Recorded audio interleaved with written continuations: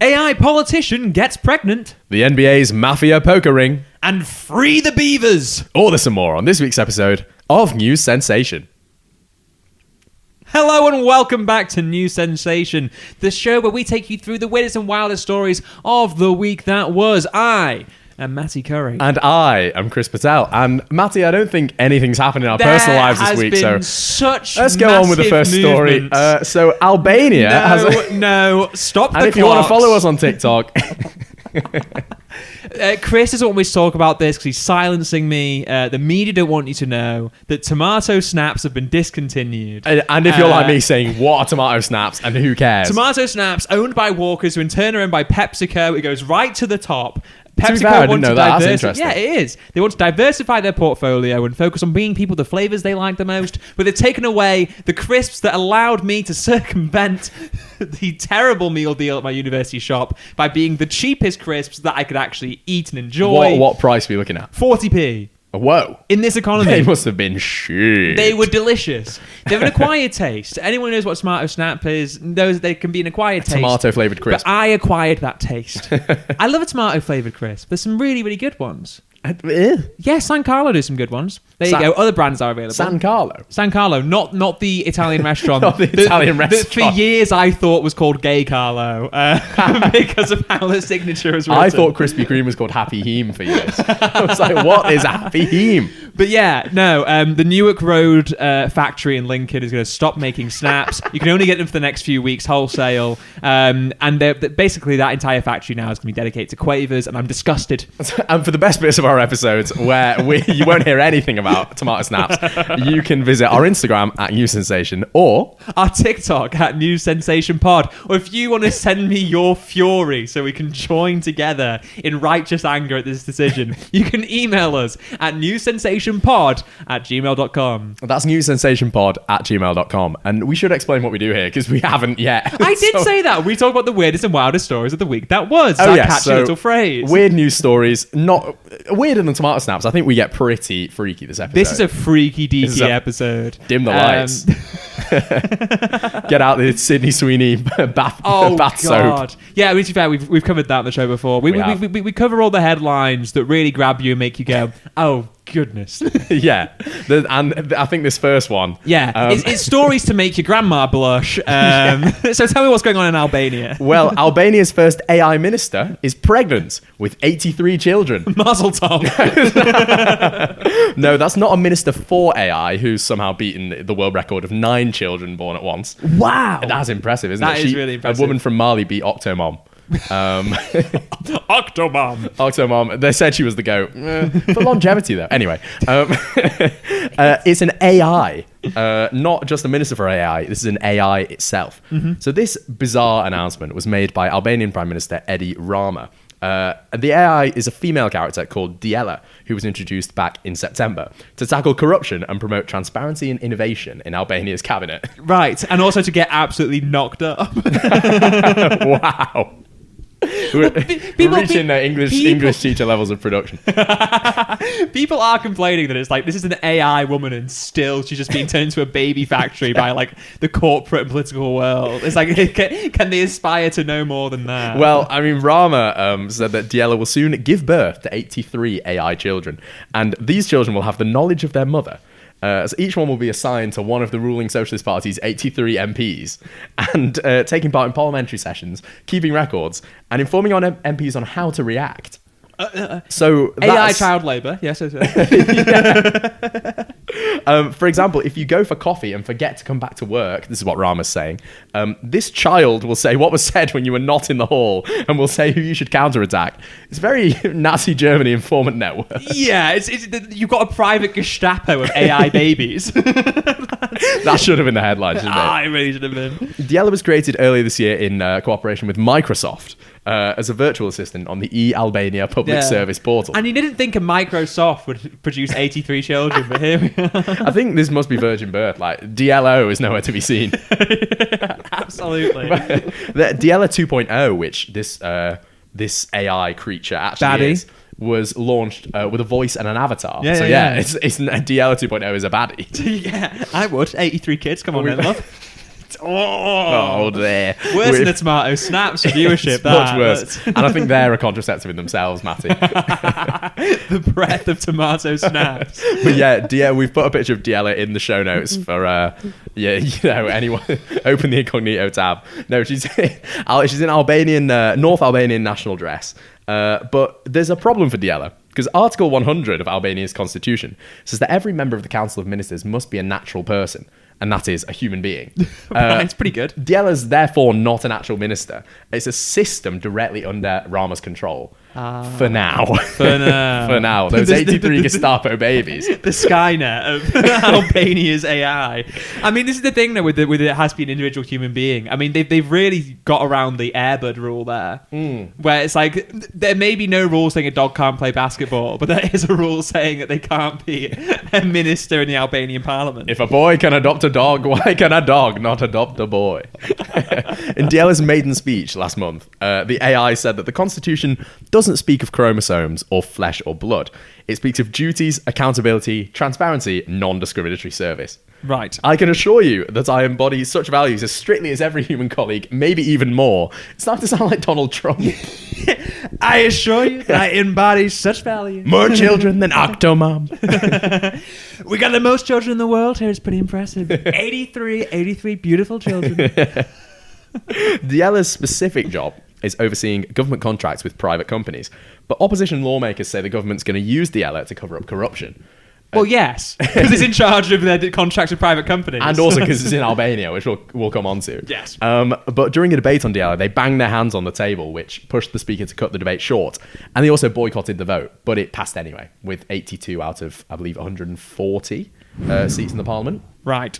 Artan Fuga, who's a member of Albania's Academy of Sciences, said Diella was meant to create a second centre of attention, basically be a distraction. If you're debating this AI and being outraged by this AI, you're not debating the government. Right. From the point of view of the right-wing Democratic Party, which is the opposition. Yeah, and you can shift the blame as well in many ways. It's sort of like, oh, the AI, Diella, what can you do? It's like, it was your policy. Everyone's got a favourite kid. No 82's been playing up. But, what was I going to say? What were you going to say? At a time when, here we go, there's more quote from Artan Fuga. At a time when Albania still questions whether its elections are truly free, when we are told there is no longer a need to control the government through parliament, to voice civic will or demand ethical transparency, because pure intelligence can do it all. Ooh. In terms of elections not being without issues, Rama's won 4 consecutive terms on an anti-corruption platform, and Diella's part of that push.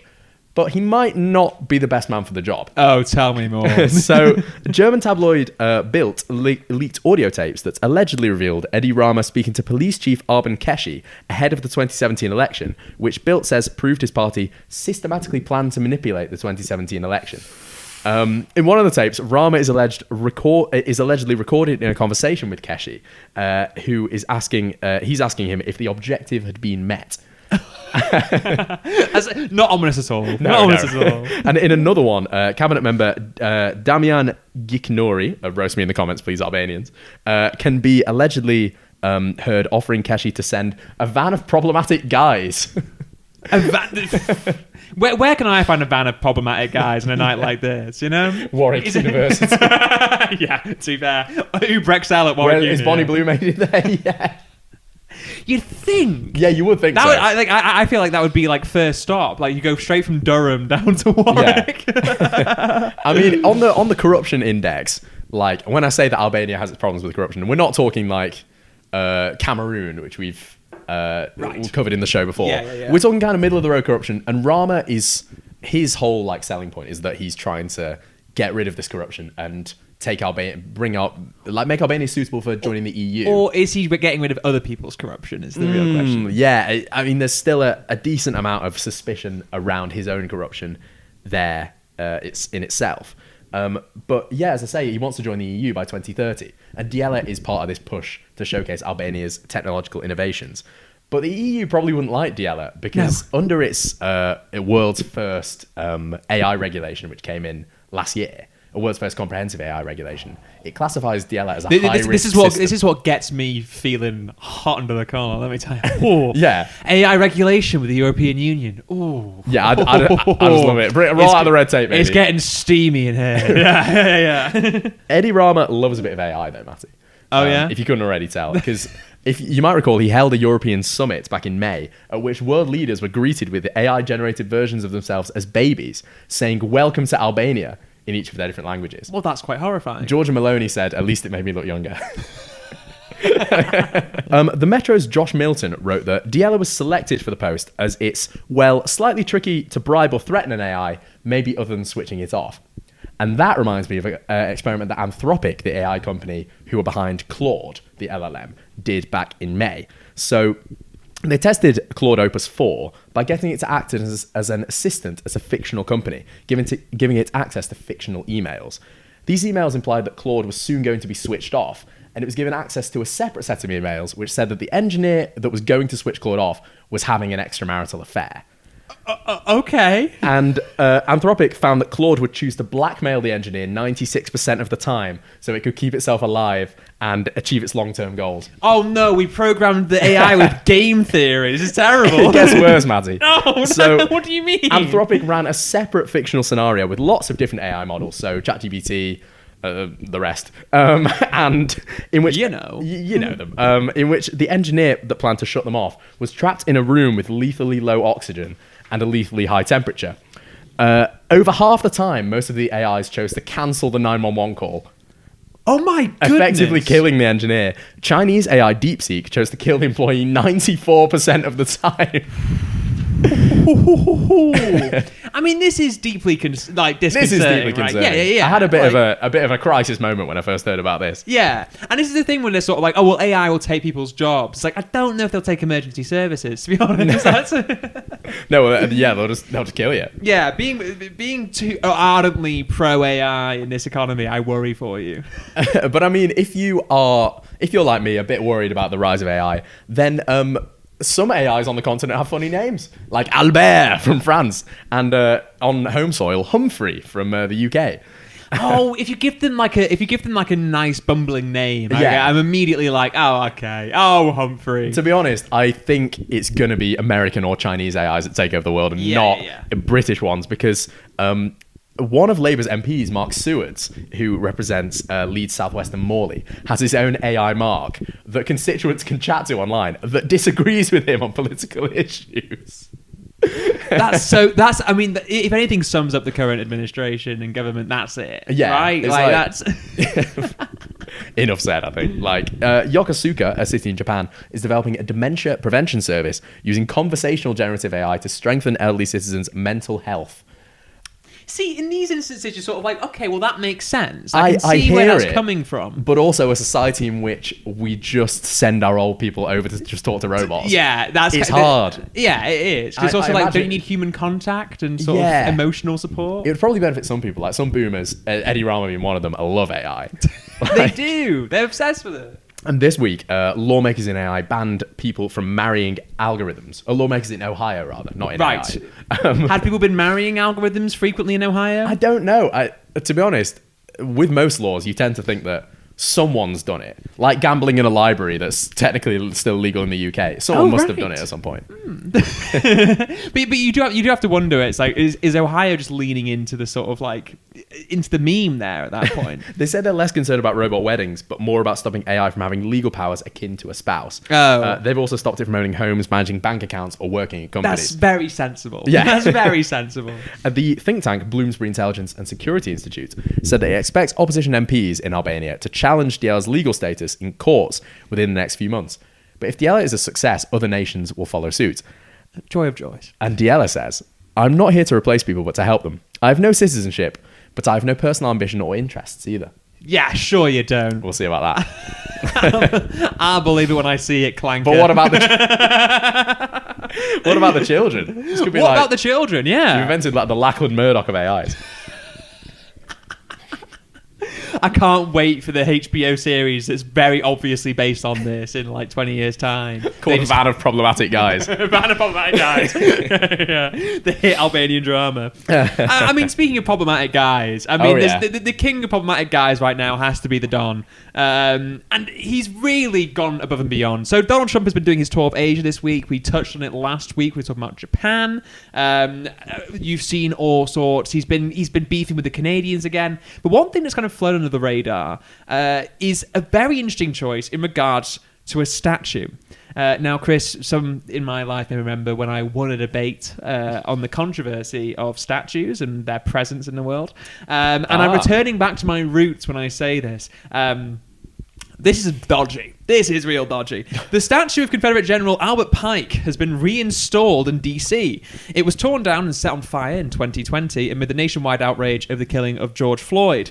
Now, Trump, who was president at the time of the protests, even though he called them the Biden riots, if you remember, he was like, this is what Biden's America is going to look like. And everyone was like, you're the president. Yeah. You are the president.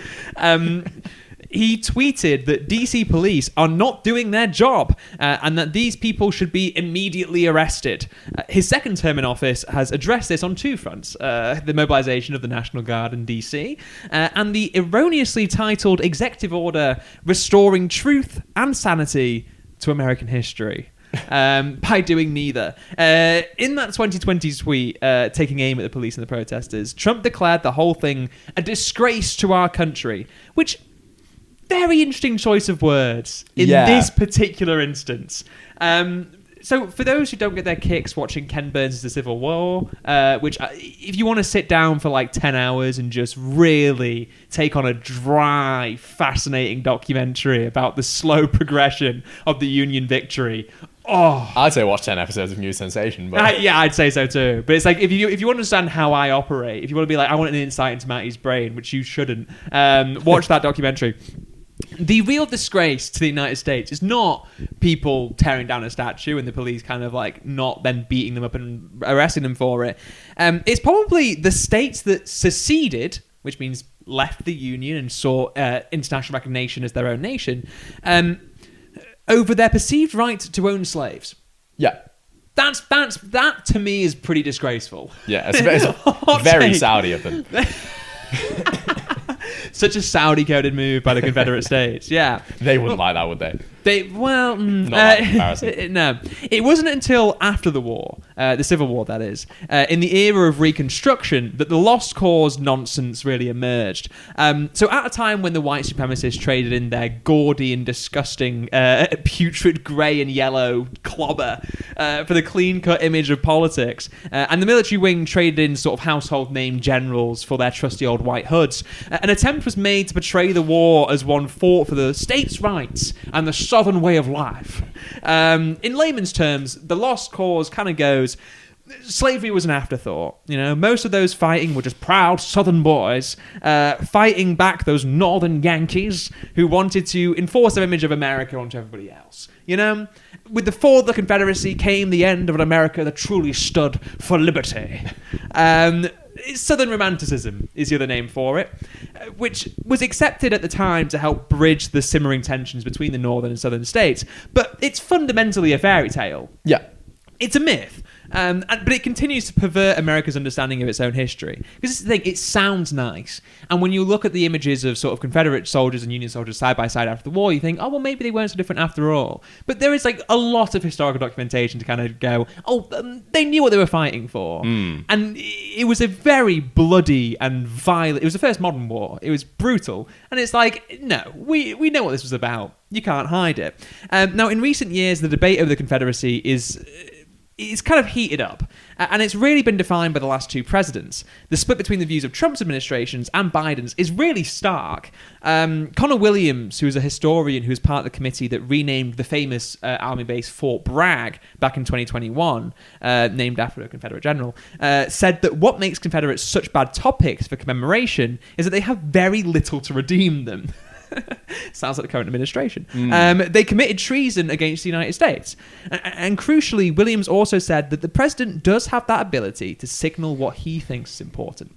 So in 2023, Biden's administration removed the Confederate memorial from the Arlington National Cemetery, which was very much that administration's point of view. But it was also important because the cemetery used to be Arlington Estate, which belonged to Robert E. Lee through marriage. And for those not aware, Lee was probably the most famous of the Confederate generals and the overall commander of the Confederate States Army.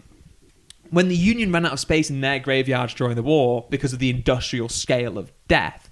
Famously, Lincoln said, what will change the war is when I find a general who understands the arithmetic, which was to say that the North can win the war by throwing men at the South because they've got more. Yeah, horrifying. When they ran out of space in their graveyards, Montgomery Meigs was one of the men who pushed for them to go to Arlington with their corpses, and is the reason why officers were buried not just on the estate, which had already started to happen, it's a big estate in DC, but right by Lee's mansion, famously burying officers right by his former flower garden, and eventually erecting a monument in the garden itself, which is just such a way to dunk on it. Like the old sort of adage kind of goes, it's like, oh yeah, put him on Lee's ground, because it was like basically to point the finger at a man who he used to serve in the army with.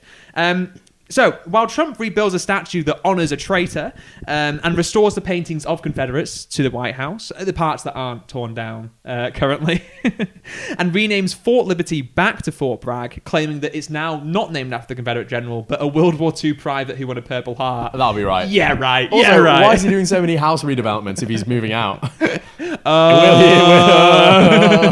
You're only in it for a few years. It is also the gaudiest redevelopment. Like the amount of gold he's added to the Oval Office. The ballroom. Yeah, it's like people talk about the balkanization of the United States, and nothing really says that more than that. But some are taking the sort of righteous change of the times to heart. This week, the exhibition Monuments opened at the Museum of Contemporary Art in LA, and it features the melted down remains of the statue of Lee that once stood in Charlottesville, which prompted the riots and the horrific scenes we saw. Yeah. As well as graffiti statues of Stonewall Jackson and a reconstructed sculpture of Jackson named The Unmanned Drone by Kara Walker. Walker compared the sculpture to a haint, which is like this ghostly form in Southern folklore, which she says is an attempt to rethink the legacies of Stonewall Jackson, probably the other most famous general, as a mythology, a mythological holder for white supremacy. Yeah, not that Stonewall, different Stonewall. Very different Stonewall, indeed. I heard he threw the first brick.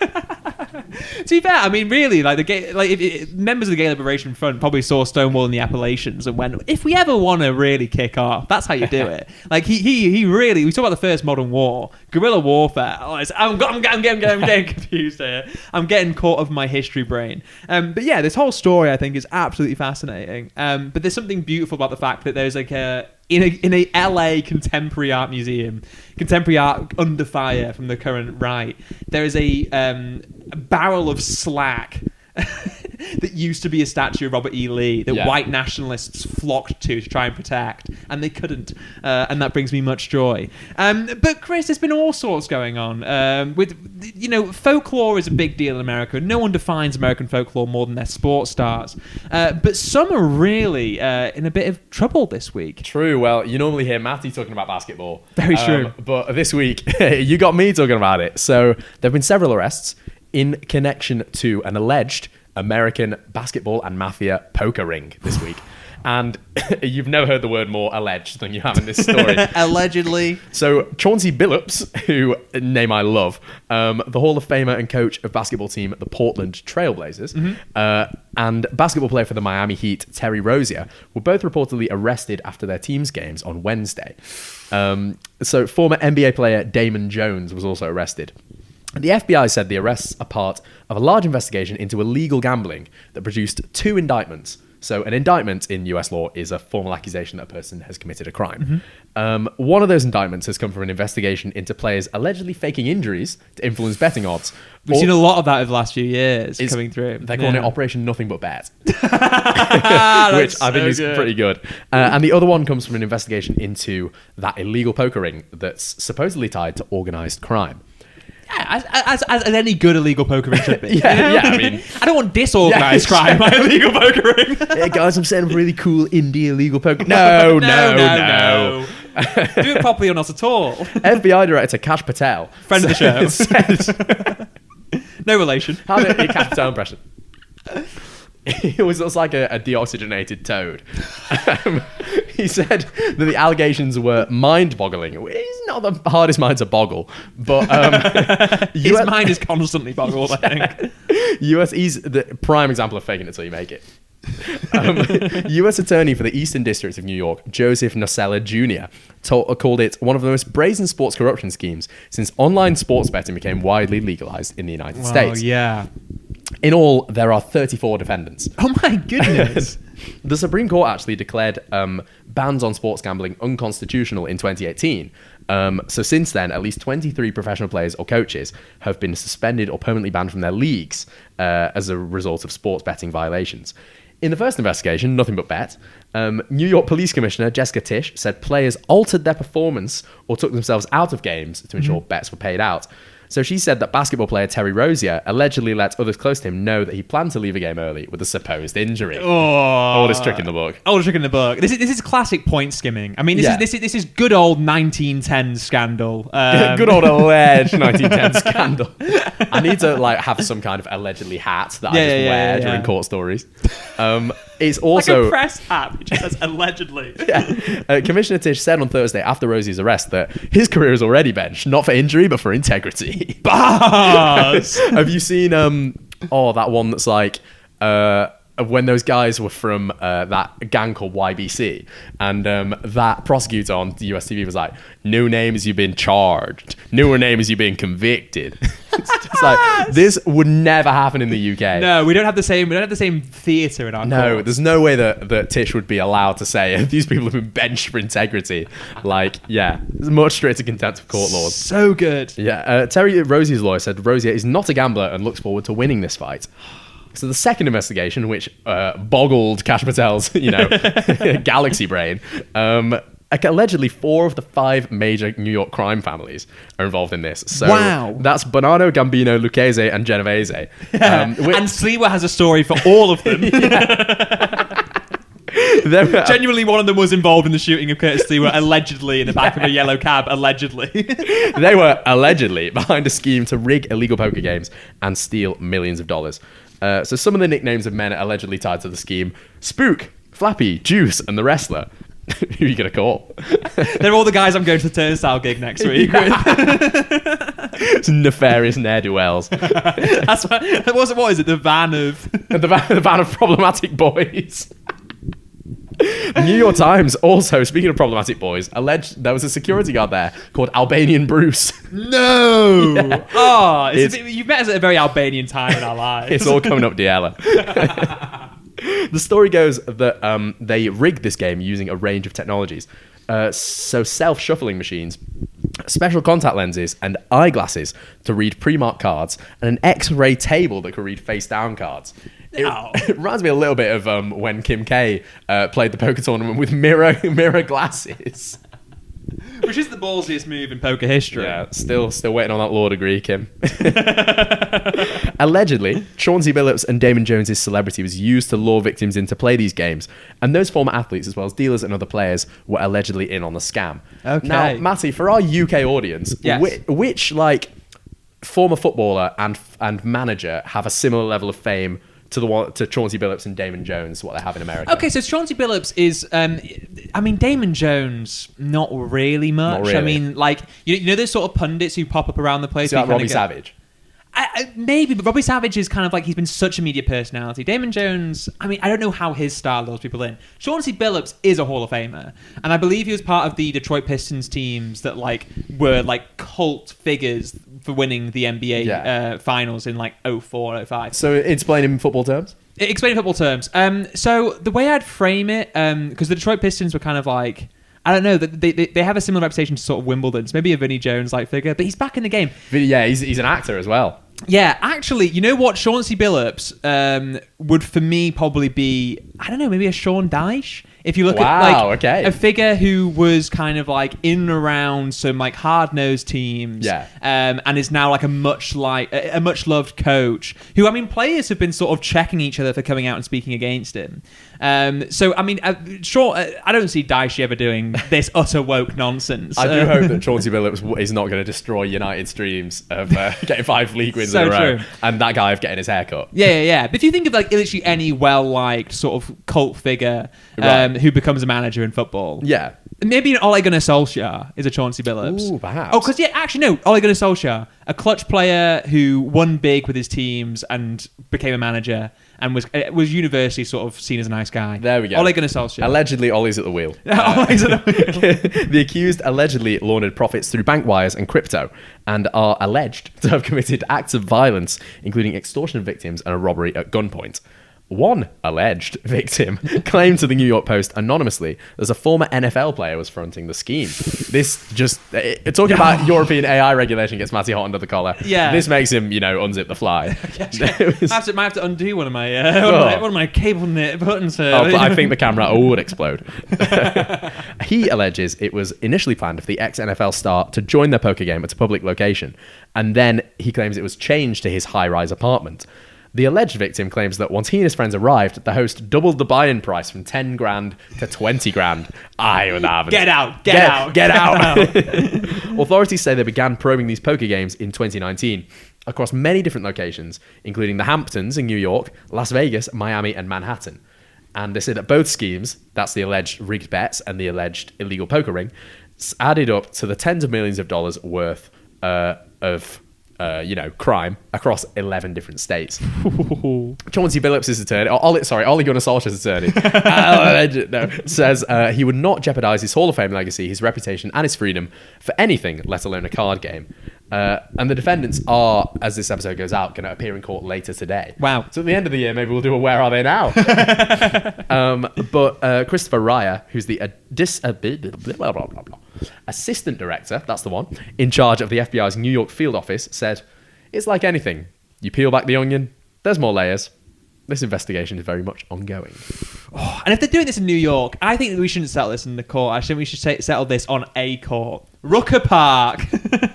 Get them boys up to Harlem. We're doing this. Oh, what's that guy who allegedly tried to assassinate Ryan Ruth? Yes. Where he was like, he would he challenged President Trump to a smackdown. He's like, or a game of golf. Yeah, mate, I don't think that's how this is. I don't think work. that's how that works at all. No, I mean, it's really funny that we've been dancing around with like the allegedly hat on when Pat McAfee goes onto ESPN's College Game Day and is like openly cracking jokes, saying it's like someone going to a Chauncey Billups game and him betting on a low odds, and you just kind of go, oh, okay, Chauncey, no. I guess this is gonna happen. He takes big balls to succeed in this business. Yeah, I mean, to be fair, Pat McAfee isn't known for his necessarily legally minded comments. Someday we should do an episode about was he any way related to John McAfee? No, because he's an episode in himself. Oh, John McAfee is, oh my goodness. Yeah. God rest his soul. God Can you hear me? So long, Space Cowboy. But speaking of things that have gone like sort of gangbusters viral on my Instagram feeds and social media feeds, it hasn't just been these gambling crises that have spent ESPN into a tailspin. No, it's been Beavers. Oh yeah, going gangbuster on that beaver. Good luck getting through this segment. I see a lot of beaver hype videos on my For You page and different things. Arthur, friend of the show, loves to send me videos of like beavers getting hyped, where it's like sort of like like gym motivation, but it's beavers making dams. The only beaver hype I've seen is Kim Kardashian's released that new brand of underwear that's got. Never mind. This week, beavers have been released at Glen Affric National Nature Reserve in the Highlands, so you know where to get them. This is part of a broader reintroduction in the area and around the country. Game's back. Game's back. Game's back, boys. It's positive news. It's cuffing season. For all my beaver fans. Having been driven to extinction in Scotland 400 years ago. Beavers in Scotland. I'll never forgive them. 400 years. No. This is a pro-beaver pod. The reintroduction of beavers to Scotland recently really started in 2009 in Argyll. And in 2019, beavers were actually recognised as a protected species, as they ought to be. Yeah. Now, the release at Glen Affric has been in the works since 2022 as part of a group initiative by Forestry and Land Scotland, Trees for Life, and Beaver Trust, of which we are both members. It is part of... That's not true, allegedly. It is part of FLS's habitat restoration work in the area, with beavers playing a key role in the creation of wetlands. Which in turn benefit wildlife, the purity of water, and safeguard against flooding. So as proof of the excellence of beaver engineering, Rewilding Britain points to the River Otter beaver trial in Devon, where beavers actually were able to reduce flood flows by up to 60%. Wow. This is like, beavers are genuinely like so valuable to the environment, and we've just deprived ourselves of beavers for 400 years. Their creation of wetlands means water trickles out of the system at a slower rate, reducing the risk of flash floods. And with billions going to flood defences, is the answer the humble, cost-effective beaver? Well, it's not just floods that beavers are specialists in. No, beavers also help tackle drought. Yeah, if you're in a dry spell, you need a beaver. Yeah, not with those tomato snaps, mate. The slow and steady flow of water out of wetlands continues, even at times when rainfall is below average, which means that basically moisture is seeped into the surrounding soils and then flows downstream. An experiment in Canada found, again, 60%, this time more open water present during the drought than there had been prior to the beaver's return. So it basically just means a more consistent flow of water. And British beavers also provided similar results. British beavers, Canadian beavers, they're on the same page. So yeah, dry patch, Chris, leave it to beaver. Well done. Rewilding Britain also identifies beavers' knack for biodiversity. I mean, beavers are inclusive. Not content with just wetlands, the Devon Beaver Trial identified ponds, deadwood, open grassland, scrub, trees, and moss as the result of beaver activity. Because when they clear out these trees, especially like sort of willow trees, that makes all this more open space, and the compiling of the dams create their own habitats. They said it creates a mosaic of habitats, which is such a beautiful way of phrasing it, which then supports a wealth of species, not just in overall numbers, but in variety and rarity as well. So in July, the Environment Agency said that serious pollution incidents by water companies had risen 60% between 2024 and 2023. That's insane. We've seen a lot with water pollution and this allowance of things, especially the Thames. Yeah, I believe Thames Water have recently got like the lowest possible rating. Yes, well, I mean, famously, there was, in the last couple, I think now, but certainly in one of the more recent boat races, people coming away with E. coli. Yes. Yeah. From celebrating in the Thames, which is really disconcerting. And 75 of the 2,800 incidents of serious pollution were considered to pose serious or persistent harm to fisheries, drinking water, and human health. So with all this considered, where does the beavers come in? Well, American and British studies find that beaver ponds improve the quality of water, with the bacteria in ponds digesting nitrates, and other nitrates are then trapped in sediments, thus allowing a high-quality water to flow downstream. The ponds also, the dams and ponds prevent the sediments from passing through as well. They provide like a natural kind of sieve.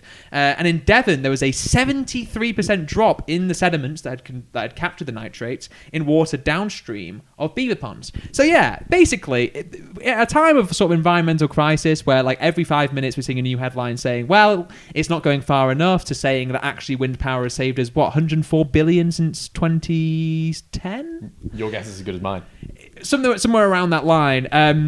But then you have green agencies saying that, the current industrial policy of people like Ed Miliband is going to go far enough. People saying it's going too far. We talked last week about how people like Kent County Council are removing their net zero policies. You have major parties like the Conservatives complain about net zero. Really, the last bastion of hope for this nation, besides Ed Miliband, is a good beaver. Honestly, this might explain why beavers have orange teeth.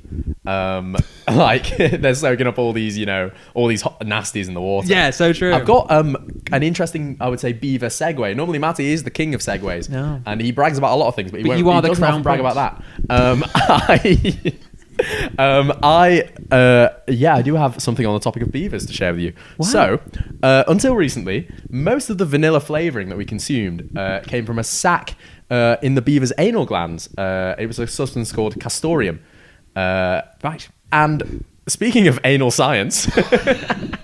It's a science pod. You can't say you don't learn anything on this show. Exactly. We're a beaver pod. We're a, science pod. Pro beaver. Cash Patel impression pod.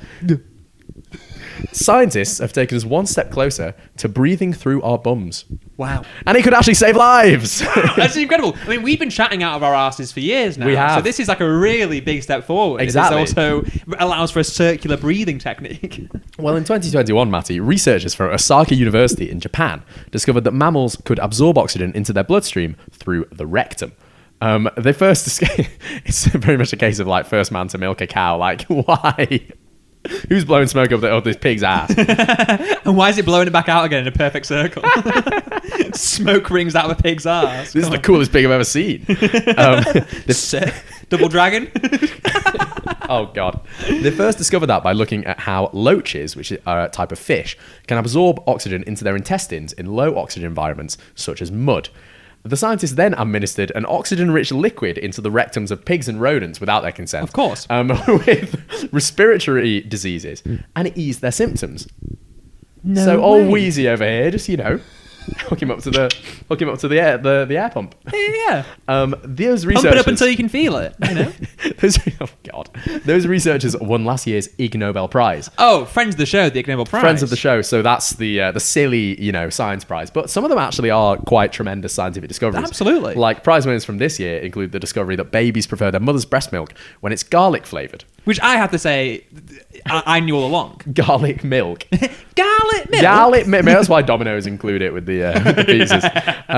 The prize is organised by the Annals of Improbable Research. Maybe that should be the Annals of Improbable Research in this case. This process, which is known as enteral ventilation, also takes place in turtles and sea cucumbers. Sea cucumbers. Turtles and sea cucumbers. So sea cucumbers breathe through their ass. Well, the joke's right they themselves. respire through their cloaca. So I think Sexy Red wrote a song about that. Here's the team accepting the prize. We'll link this photo in the show notes. Close up on the poster of a pig breathing out of its backside. Excellent. But since it helped pigs and rodents, the scientists believed it could help humans with respiratory issues too. So they did a clinical trial. 27 healthy men agreed to hold between 25 and 1,500 milliliters of non-oxygenated perfluorocarbon liquid in their rectum for an hour.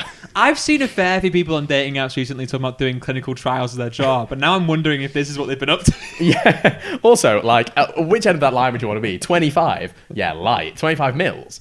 1.5 liters. But the result... That's an expert. The result was no serious harmful effect. Wow. However... Did it help? People who...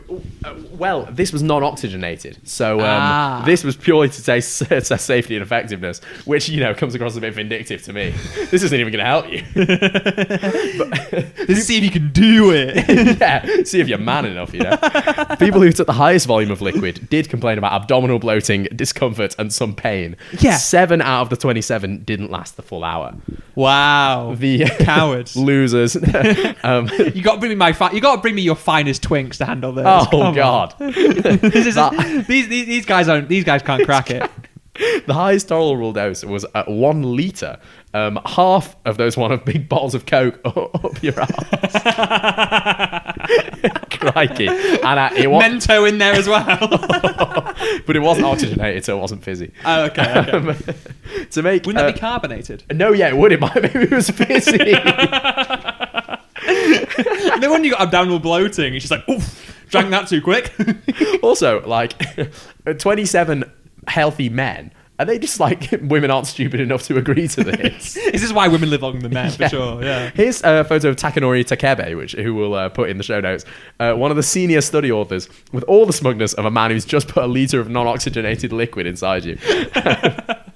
And here's a quote from Takebe. Now that we have established tolerance, the next step will be to evaluate how effective the process is for delivering oxygen to the bloodstream. Right. I want to hear about the steps further down the line, really. It's going to become like O'Hare Air. You just fit it in the morning and go about your day. Everybody needs a need. Well, obviously on this show we are like the Lorax. We speak for the Beavers. I'm doing the Onceler. Chris just getting further into his bag of Lorax quotes. This is great. Now I'm curious to know because we talk about 27 healthy men. But I don't know what their expertise is in the realms of handling such volumes into sensitive areas. 995 mils. He was the only one. After that, they couldn't handle it. Yeah. Whereas this next story makes me wonder whether we need to find more famed poets to fit the bill, because I don't know whether they wouldn't be, one, more eloquent in their findings, and two, more able to hack it. Wow. Because to fit in, Bill. Because this past week, we're trying here, Chris. One last story, folks. And if you think it's going to get less raunchy, it isn't. Because although we're going a bit highbrow and talking about W.H. Auden, we're talking about his sex worker pen pal. Ooh, that's right, cool, yes. blimey. Letters of the famed poet W.H. Auden have been released, revealing a long and intense friendship between Auden and the Viennese sex worker who burgled his home. I like Viennese and sex worker. Like, he gives you a Viennese whirl. The worst part is I love a Viennese whirl. And also, he burgled his home. He burgled his home. Oh, it's not even just that. We'll get there. Look, listen, walk with me. For those who don't know, W.H. Auden, very famous poet. We were talking earlier, part of the big three, and people either tier him either far number 3 or far number 1 among the sort of Anglo-Irish sphere of like the early to mid 20th century of sort of Yeats, Eliot, and himself. And as I mentioned to Chris earlier, we're not going to talk about Ezra Pound because we are a pro-Beaver podcast and an anti-Pound podcast. But basically, he's the guy who wrote, if you're a fan of Four Weddings and a Funeral, Funeral Blues, which is initially a satirical piece, but features in one of the most heart-wrenching moments of cinema when it's read at the funeral in Four Weddings and a Funeral. Beautiful poem, and yeah, a beautiful, beautiful man. But Auden always cut a controversial figure, whether it was for his sexuality or for the ironic stylings of his work. But ever in his own lane, the Yorkshireman continues to spring up with wicked charm, even over 50 years after his death. So Auden was living in Kirkstetten in Austria for the last sort of decade plus of his life when he met Hugo Kircher, who was trained as a mechanic. The poet was in his mid-50s while Kircher was in his 20s. It's all very salacious. This used to go on a lot back in the day. Yeah. It's been compared to one of Francis Bacon's sort of relationships with the East End gang-affiliated young men who broke into his flat, although that's kind of like folkloric. Right. The break-in, whereas this very much happened. And was a scandal in Austria. Which Francis Bacon? Because there was like the medieval one and there was the Renaissance one. I'm thinking of the painter. There's a third. Bacon the painter. Was it Francis Bacon? Am I losing my mind? We'll figure it out. We'll figure it out in the show notes, and I'm going to keep flashing above my head. It could very well be a Francis Bacon. Yeah. Well, I think there was. Anyway, the point is, the relationship took a turn when Kircher, in need of cash, carried out a series of car burglaries with 2 accomplices. As you do. While driving Auden's Volkswagen Beetle. Yes. How dare he? He had lent him the car before going on a trip to the United States. The coup de grace of the spree was the break-in at Auden's own home. They drove Auden's car to his house and broke in. That's way to spit on a man. I know. Well, maybe Auden would have asked for that. But following a police chase, Kircher and his accomplices were found with the equivalent of 20,000 modern euro worth of stolen goods. Alleged, no. No, real. With Factually. the car in Auden's name, he was implicated, and his relationship with the married Kircher was put under a microscope. We love a bad boy, don't we? Oh, we love a bad boy. We love a married same-sex worker who gets involved in all sorts Viennese of... whirl. Viennese whirl. We love a Viennese whirl in this show. Now, same-sex acts was still a criminal offence in Austria, and the trial drew unwanted attention. Austrian paper Courier published an article in October 1962, not naming Auden, but in the way that you don't see in the papers these days, apart from maybe Pop Bitch. Auden pointed to one of those the painter, pointed to one of those Americans who got stuck in old Europe with its different, much freer way to live and let live. If you're curious, that was poking fun not just at his relationship, but also at his dual UK and US citizenship. Just to really twist it in there. Auden scholar Helmut Neudlinger said that while he never hid his homosexuality, he was never an activist for gay rights. Rather, he blended in and tried to live a normal life. He was sort of your church-going Brit professor in Austria. Couldn't say the same for Kircher. Couldn't say the same. Well, driving someone's car into somebody's own house. He was reckless, but that's what was exciting about him, Chris. It's the rush. Now, this private approach was seen in how Auden got his lawyer to recommend a good advocate for Kircher's defense. No. It's the thing. He instead of kind of, distancing himself or slagging him off, he was like, you know what? He needs a good defender. And Kircher ended up being sentenced to 15 months in prison, which, I mean, to be fair, is fairly light for stealing that much stuff from like a respected member of society, while his wife was sentenced to 8. In Neudlinger's view, the whole episode was a turning point in their relationship, and a positive one.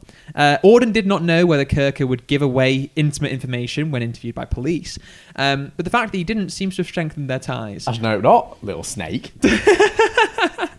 No, I mean, Kirker, he was honest. He didn't say anything. Kirker should have. Kirker was no stool pigeon. He should have asked him for money. I'm sure Auden would have said yes. Well, I mean, but this is the thing. He didn't try and take money from him. It was a very honest and open situation. No, and he drove his own car into his... Yeah, but he needed money. Nobody Nobody should have asked for the money. Well, we'll get to that. Look, he asked for money in a different way. Neudlinger played a key role in the letters between Auden and Kirker being recovered. Because actually, little was known of the whole Hugo Kirker affair until Neudlinger went on to Austrian TV and named the sex working mechanic during a program a couple of years back to mark 50 years since Auden had passed away. The next morning, he received a call from the woman who had inherited the belongings of Hugo and Christa Kirker on their deaths in 2012 and 2013. So they had moved next door to this woman in the 1990s. She'd formed a whole bond with them, didn't know that any of this had happened, had been left all their stuff, had been sitting in their attic for about 10 years. And finally, they went through it all and found 100 letters from W.H. Auden. This is niche TV viewing. This is like... Who Do You Think You Are meets Antiques Roadshow meets 50th anniversary of Auden on Austrian TV. This is like when you you're on holiday in the middle of the night and you just got back from the restaurant and you sort of like sat around, you don't really know what to do with yourself, and then you just like kind of flick on the TV, you're not quite tired yet, and it flashes up and you go, yeah, I'll watch this. It's like, wait, hang on. And it happens again in this country quite a lot. Like when you accidentally end up on like Channel 5 at like 11 o'clock on a Saturday evening. We're not talking Andrew Callahan.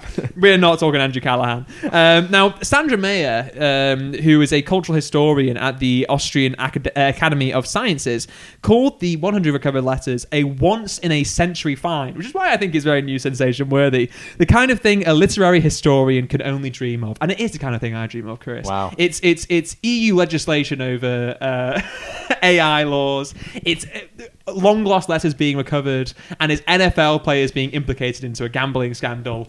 Allegedly. Oh, yes, allegedly. All on a Pro Beaver pod. Come on. Build my dam. There are some real gems of poetry and prose amongst the letters, tracing a history of their relationship.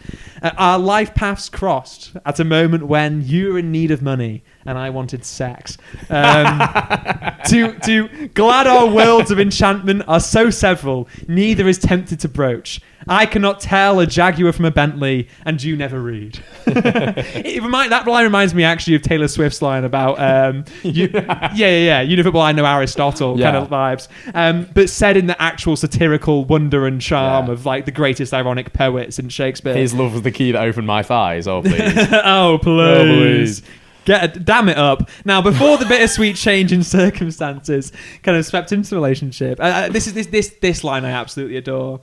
Both learned a lesson, but for which we might still be stricken friar, which translates to streetwalker and John, in relation to how their relationship had changed actually over the course of the trial. And then there was this really great line about absence. He'd been left alone by Kelman, his lover, and he was over in the States, and he sent over a letter saying, I feel a little bit lonely and wish you were here. He's got another lover. Oh, yeah. He took many... Well, at this point, they were just exchanging letters. And in fact, some of the letters were actually addressed to the wife of Kirker, who clearly there'd been some type of relationship built up. And this is the thing. Twitter tells me this is emotional cheating. No. Twitter doesn't know anything about anything. Look, as Neudlinger observed, there may have been an idea that the relationship was purely sexual or transactional in nature. Like you were saying, just get money, get money. But these letters show they enjoyed the aforementioned long and intense friendship. 100 letters over the course of it. And it does remind me of one of Auden's own works, which I highly recommend. Stephen Fry read this out at Hay Festival a few years back, and it's just bloody marvellous. No one gets Auden like Fry. Oh, tell me the truth about love. You know, what could it be? But here's my bonus for you. The article that formed the foundation of this comes from Philip Alterman's profile in The Guardian. If you want to find out more, you can find out more there. You can find out more from the Austrian Academy of Sciences, who have sort of collated and digitized all these letters in case you're curious. But the real highlight of this story for me is actually a minor detail in that profile, where he mentions the marriage of convenience Auden entered into during his time in Berlin in the late 1920s. Very cabaret. As a means of getting getting Thomas Mann's bisexual daughter, Erica, a dual citizenship so she could flee the Nazis. Many such cases. Many such cases. Oh, wow. Yeah, all beaver, no pound over here. But if you too are a pro-beaver AI skeptic who loves to shit on the Confederacy and find out niche literary history, then you can find out a bit more about what this show is about on our Instagram and our TikTok. Our Instagram at New Sensation or TikTok at New Sensation Pod. And if you find anything that is salacious, interesting, scientific, whatever it might be, we would love to hear it. We would love to hear it. And where can they send that to, Chris? They can send that to newsensationpod@gmail.com. That's newsensationpod@gmail.com. Tell us what's put on this wall. I have some ideas. Yeah. Oh, we're formulating some all sorts. I get some really. I mean, we talk about raunchy. We get some scandalous DMs in from my friends. Certainly. Certainly. About what's going on this wall. Join us next week for our marriage of convenience. But in the meantime, he's been Chris Patel. He's been Matty Curry. Thank you for tuning in.